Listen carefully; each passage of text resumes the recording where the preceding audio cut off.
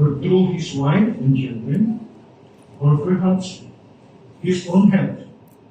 We don't know kung saan ang kumaging iglesia sa Ginoo. It is likely that he was blessed in every way by the presence of the ark, and more importantly, the God of the ark being present with him in his family. Kindly so. Look at the experience of Obed-Edom and learn more things atong tanawin ng bigla kang mag-isip. Suppose lang, ako ko. Hello? Atong tanaw na, hinay-hinay, ato ming agpat-agbatong pag-ayo, paunsa ang gibuhat ni Obed-Edom, nanong ipanalaninan sa Diyos, pag-ayo niya gibuhat niya ang bigla. Nauna ito, si Obed-Edom, he opened his house. He opened his house. Masaya ko sa niya. Si Obed-Edom, iyang giaplihan ang iyang panimalay, gibiltag sa iyang panimalay ang arka sa pakigsaan sa Diyos. He opened his house for the word of the Lord to come in. Hello? Muli ang una niyang gihinulison ng principles. He opened his house that the word of the Lord may come in his house. My dear brothers and sisters in Christ, paunsa ka panalangin, sige pray, Lord, bless me, bless my family, bless my family. Pero, dili open di ay matungkurtahan sa pulong sa Diyos. Paunsa ka panalangin ng Diyos, simple lang.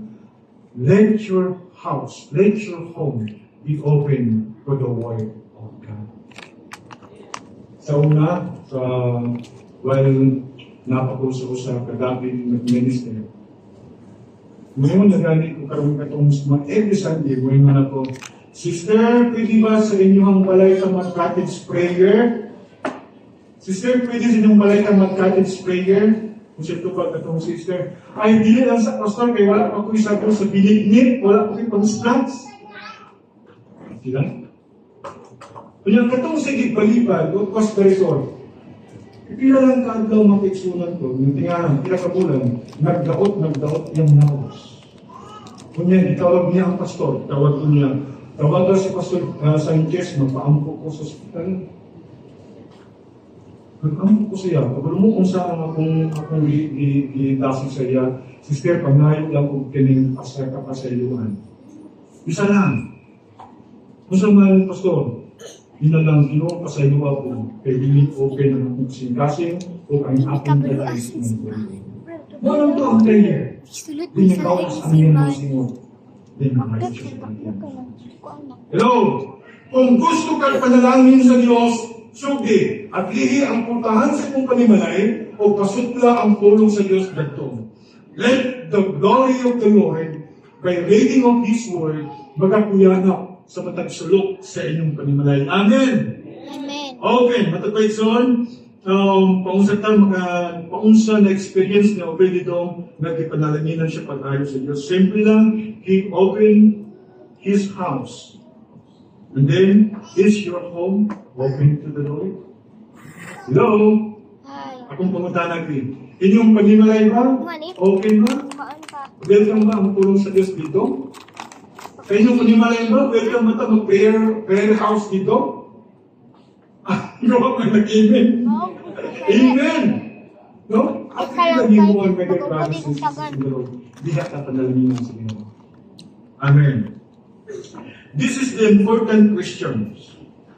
For it is one thing to worship God in church on Sunday, and another thing altogether to serve Him in your everyday affairs in your home together with your family. Kaya bang ang gusto sa Diyos igsoon, mailhan ka niya na yakan anak, gustuhanin ka, di lang every Sunday. Nabisan ganit sa inyong panimalay, makaplagan ka sa Diyos na ikaw, yaday ka anak. Amen! Woo! Hallelujah! Praise the Lord! Let's go on. You have to go back and picture what happened here the home of Obed-Edom. Atong kanaon isuon ng panimalay ng Obed-Edom.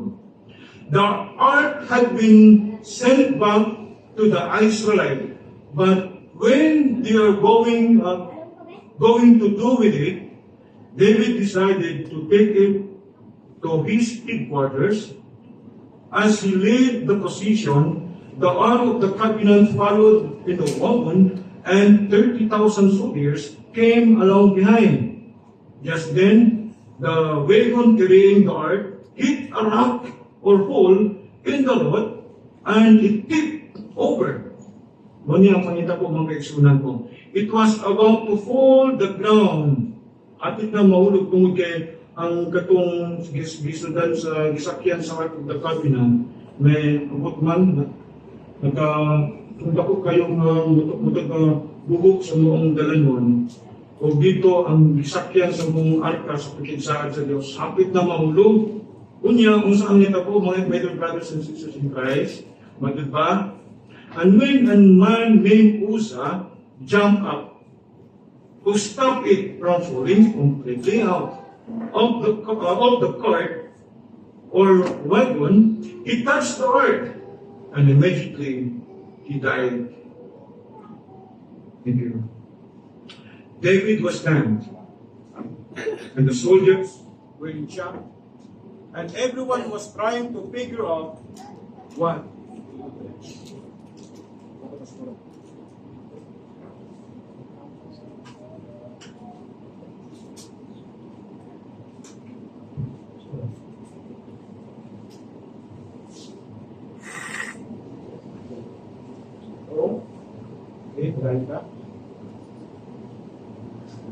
So din atong makita igsoon nga sa ako nang gisulti kaganina sa unahan, nakaligis ang mga gisakyan sa Ark of the Covenant na nahiyabot sa dako kayong lugar. Kunya, nakita ko dito, hapit na mahulog, itagilid ang mga gisakyan sa Ark of the Covenant. Doon ay kung sa katawang concern, si Uzzah, miyambak siya, stop niya itong sakyan sa Ark of the Covenant. And then, atong paikson, ang wala, siguro natulog ang pandita ko, may kapal niya ang Ark of the Covenant, that was the result. At ba, the Bible declares, diya namatay si Uzzah. Sa dili balaanon ng paghikap sa mga arka na gisundan sa mga pakigsaan sa Diyos. So, sa matong paitso ng kaisunan ko, ito na yung mga tao na designate sa Bible. Worthy na makapasay, makabayong-bayong sa mga kabilang. Unang ating basta-basta mo. Then let's go on. Just up the road from the incident was the home of a man named Obed-Edom. So David went up this man's house and spoke to him. Ito ganyan, kung isulti ka ganyan itoon, na adunay istorya si David o si Obed-Edom. You can imagine that this home was a way out in the country and is likely some type of farm.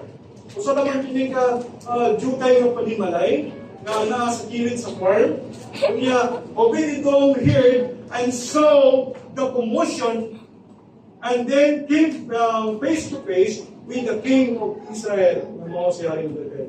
David explained, dili atong makita lang kay sunan ko, ipadayag ni David, isulti ni David, ngadto kang muringat kay Obed-Edom, kung unsa ang arka nga gisugdan sa kasabutan sa Dios. What is the Ark of the Covenant? Matod pa sa episode kaganina, kining arka ang mga tao nga magahigap niani nga dili takos mamatay. Kining arka nga mga tao nga magahantol niini nga dili matod pa worthy mamatay. Tanan igsoon gisulti ni David ngadto kang Obed-Edom. Apan ang reaction ni Obed-Edom is always positive. Yes, willing ko nga dili mag-standby ang Ark of the Covenant until substantial. And then what was the result, my brothers and sisters in Christ? Then, note the importance of what comes next. Atong tanawon, a personal choice. Listen carefully. Obed-Edom makes the decision. Wow! He will keep the Ark of the Covenant in his house. Ingon niya ang pinaka the best sa usa ka amahan. Kung ikaw usa ka kaamahan, Unya, nagagikan sa imuha ang strong na desisyon, ako o kang akong panimalay, open kami sa pulong sa Diyos. Wow! That's the best! Amen! Si Obed-Edom as a father of his family, siya exon strong decision. O sige, welcome na po ang Ark of the Covenant magstay din sa akong panimula.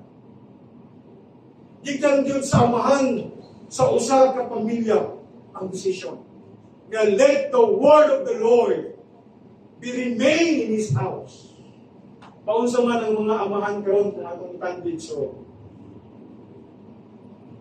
Manong, pwede mo yung Bible study sa inyo. Yung naman, ay, ambot lang, si Mrs. Laing na. Hello? Di ba, mahuli kasagalan sa mga Pinoy? Hello? Maglibutan. Ang mga Pilipino karon sukwahin sa mga Israelita. Ano man ison? When it comes about decision makings, ganong kasagalan ng mga desisyon, ang naaman sa mga misis. Ha? Saan yung mga mahal ko kung biyaan sa mga asawa? When it comes about decision makings, ganong ang mga decision, ang naaman sa mga misis. But sa mga Israelita, isurang lahi. Kisa ito nagsulti sa Bible. As for me and my house, we will serve the Lord. Kisa ito nagsulti sa Bible? Si Joshua, which was found in the book of Joshua, Joshua 15:24, I don't know, hindi ko makakuli. 15:24 ba? O 24:15, I don't know kung saan mga verse. Nakakagdala sa amahan na gadikan ang desisyon sa uban sa tibuok niyang panimalay, naasamahan ang magadikan ang desisyon kung ang arka sa pagkigsaan magpabilin dito sa panimalay ni Obed-Edom. He opened his house for the Ark of the Covenant. Wow! Amahan itong desisyon. Pero mga Pinoy, kung pwede may Bible study sa inyo, ambot lang sa akong misis.